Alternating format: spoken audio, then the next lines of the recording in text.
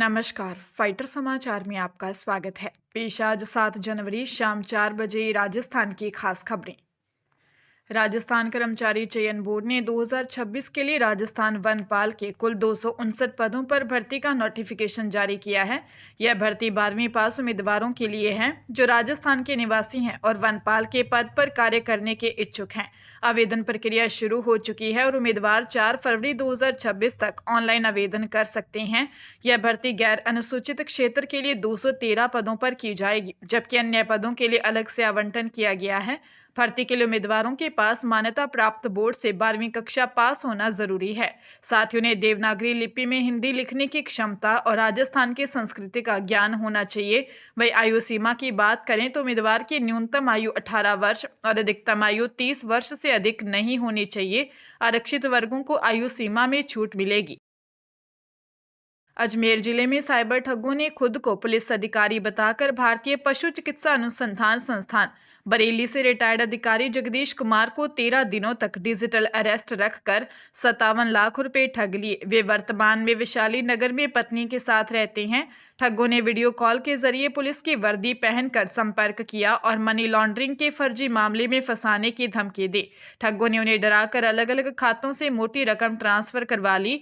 आरोपियों ने पुलिस की वर्दी पहनकर अपना नाम राजेंद्र बताया और कहा कि उनका आधार कार्ड मनी लॉन्ड्रिंग में इस्तेमाल हो रहा है। साथ ही उनके खिलाफ मामला दर्ज होने की बात कहकर बुजुर्ग दंपति को डराया।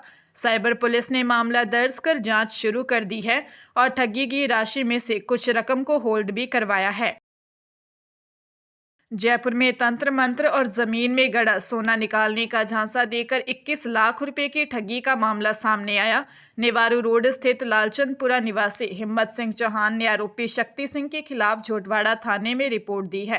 पीड़ित की मुलाकात 2023 में अपनी बहन के जरिए आरोपी शक्ति सिंह से हुई। आरोपी ने खुद को तंत्र विद्या का जानकार बताते हुए उसके खेत में 20 से 25 किलो सोना और 15 किलो चांदी दबा होने का दावा किया।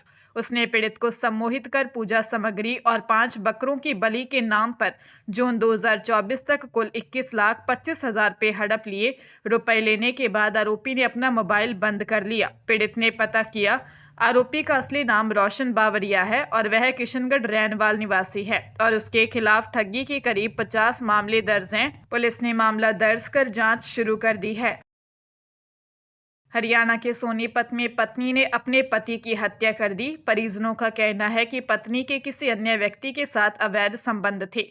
वह अपनी पत्नी के साथ एक मैरिज पैलेस में ही रहता था। घटना के बाद से पत्नी फरार है। पुलिस उसकी तलाश में दबिश दे रही है और मामले की हर पहलू से जांच की जा रही है। सूचना पर एसीपी अमित पुलिस टीम के साथ मौके पर पहुंचे। जांच के लिए फोरेंसिक टीम को भी बुलाया। पुलिस ने मैरिज पैलेस में लगे सीसीटीवी कैमरों की फुटेज को अपने कब्जे में ले लिया है। फिलहाल पुलिस मामले की जांच कर रही है। मृतक के भाई मेहर सिंह ने बताया कि उसका भाई 38 वर्षीय राम किशन के 3 बेटे हैं। मेहर सिंह ने आरोप लगाया कि सविता, उसके 2 भाइयों, 85 वर्षीय मां रुक्मणी और परिवार के अन्य लोगों ने रामकिशन की हत्या की है। सविता के कई लोगों के साथ अवैध संबंध थे। सविता सोनीपत के ठरू गांव की रहने वाली है। वह पहले भी कई बार पकड़ी जा चुकी थी। लुधियाना के थाना हैबोवाल के अधीन सिविल लाइन इलाके में 50 लाख फिरौती न देने पर कपड़ों की दुकान पर ताबड़तोड़ फायरिंग की गई। बदमाशों ने 4 से 5 राउंड फायर किए। घटना के समय दुकान बंद थी, जिस कारण किसी तरह का जानी नुकसान नहीं हुआ। घटना का सीसीटीवी फुटेज भी सामने आया है। दुकानदार हिमांशु जब दुकान खोलने आया तो उसने दुकान के बाहर गोलियों से खोल देखे। सूचना पर थाना हैबोवाल की पुलिस मौके पर पहुंची और घटनास्थल का निरीक्षण किया। पुलिस ने गोली के खोल कब्जे में लिए। दुकानदार को गैंगस्टर रोहित गोदारा गैंग के नाम से धमकी मिली थी। फिर से कुछ पहले वॉइस मैसेज भेजकर अल्टीमेटम दिया गया था। पीड़ित दुकानदार हिमांशु की रस्टी लुक नाम से दुकान है। एसीपी वेस्ट जतिंदर पाल ने बताया कि थाना हैबोवाल के इलाके में रेडीमेड की दुकान पर देर रात गोलियां चली हैं। शटर पर मिले निशान से पता चला है कि 5 गोलियां चली हैं। मामले की जांच कर रहे हैं। सीकर शहर में कानून व्यवस्था को मजबूत करने और अवैध गतिविधियों पर अंकुश लगाने के उद्देश्य से पुलिस ने बड़ी कार्रवाई को अंजाम दिया।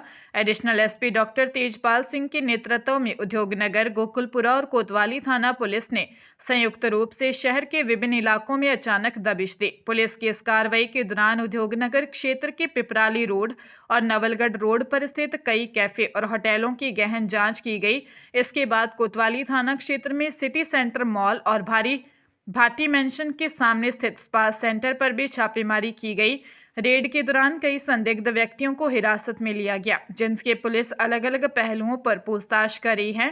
पुलिस ने कैफे और स्पा में मौजूद लोगों के पहचान पत्रों की जांच की और रिकॉर्ड भी खंगाले। एएसपी डॉक्टर तेजपाल सिंह ने बताया कि इस तरह के अभियान आगे भी लगातार जारी रहेंगे। जोधपुर के बनाड़ थाना क्षेत्र में एक दिल दहला देने वाला मामला सामने आया है, जहां रिश्तों की मर्यादा तार तार हो गई। जाजीवाल खिचियान गांव में एक बेटे ने अपनी ही बुजुर्ग मां की हत्या कर दी। हैरानी की बात यह है कि हत्या के बाद आरोपी बेटा भागने की बजाय मां के शव के पास से दूसरे चारपाई पर लेटा रहा। पुलिस ने आरोपी को गिरफ्तार कर लिया है और खुद से ही मामला दर्ज किया, क्योंकि परिवार की ओर से कोई शिकायत नहीं आई। बनाड़ थाने में दर्ज एफआईआर के मुताबिक आरोपी ओम प्रकाश का बेटा सुरेंद्र जब घर लौटा तो मुख्य दरवाजा अंदर से बंद मिला। अनहोनी की आशंका से वह पड़ोसी के घर से छत पर चढ़कर अपने घर में दाखिल हुआ। उसकी दादी परमुड़ी देवी चारपाई पर मृत पड़ी थी। आरोपी 47 वर्षीय ओम प्रकाश नशे का आदी था। संभवतः नशे की लत पूरी करने के लिए उसने मां के जेवर छीनने से पहले उसकी हत्या की और जेवर छिपा दिए। पुलिस ने जेवर बरामद कर लिए हैं। प्रदेश में पंचायत चुनाव के लिए मतदाता सूचियां तैयार करने की प्रक्रिया शुरू हो गई है। ड्राफ्ट मतदाता सूचियां 29 जनवरी को जारी होंगी और उन पर आपत्तियों के बाद 25 फरवरी को इन्हें अंतिम रूप दिया जाएगा। राज्य निर्वाचन आयोग के अनुसार जनवरी 2025 में जारी मतदाता सूचियों में 1 जनवरी 2026 को 18 वर्ष की आयु पूरी करने वालों के नाम जोड़े जाएंगे। वहीं एक से अधिक जगह नाम होने, मृत, शिफ्ट हो चुके या लंबे समय तक घर नहीं मिलने वाले मतदाताओं के नाम काटे भी जाएंगे। राज्य निर्वाचन आयोग ने मतदाता सूची से ही चुनाव कराने की खबर का खंडन करते हुए कहा कि यह समाचार तथ्यात्मक रूप से असत्य, भ्रामक व त्रुटिपूर्ण है। साथ ही स्पष्ट किया कि 25 फरवरी 2026 को जारी अंतिम मतदाता सूची के आधार पर ही चुनाव करवाए जाएंगे। जयपुर पुलिस कमिश्नरेट द्वारा फर्जी कॉल सेंटरों के खिलाफ की गई कार्रवाई पर अब अंतर्राष्ट्रीय मोहर लग गई है। अमेरिकी जांच एजेंसी एफबीआई ने न केवल जयपुर पुलिस की कार्रवाई की सराहना की है, बल्कि ठगी के शिकार अमेरिकी नागरिकों के बयान और तकनीकी साक्ष्य भी साझा किए हैं। पुलिस कमिश्नर सचिन मित्तल के प्रयासों से एफबीआई ने वर्जीनिया निवासी विलियम्स सहित कई अन्य पीड़ितों की पहचान की है। ठगों ने अमेरिकी नागरिकों को डिजिटल अरेस्ट का डर दिखाकर लाखों डॉलर वसूले। डॉलर को पैकेट में पैक करवाकर अमेरिका में ही मौजूद सहयोगियों के जरिए मंगवाया। जयपुर पुलिस ने मालवीय नगर और प्रताप नगर में छापा मारकर 11 महिलाओं सहित 60 आरोपियों को गिरफ्तार किया था। ये ठग खुद को अमेरिकी सुरक्षा एजेंसियों का प्रतिनिधि बताकर ठगी करते थे। अब अमेरिकी पीड़ित भारतीय अदालतों में वीसी के माध्यम से अपने बयान दर्ज कराएंगे, जिससे आरोपियों के खिलाफ केस और मजबूत होगा।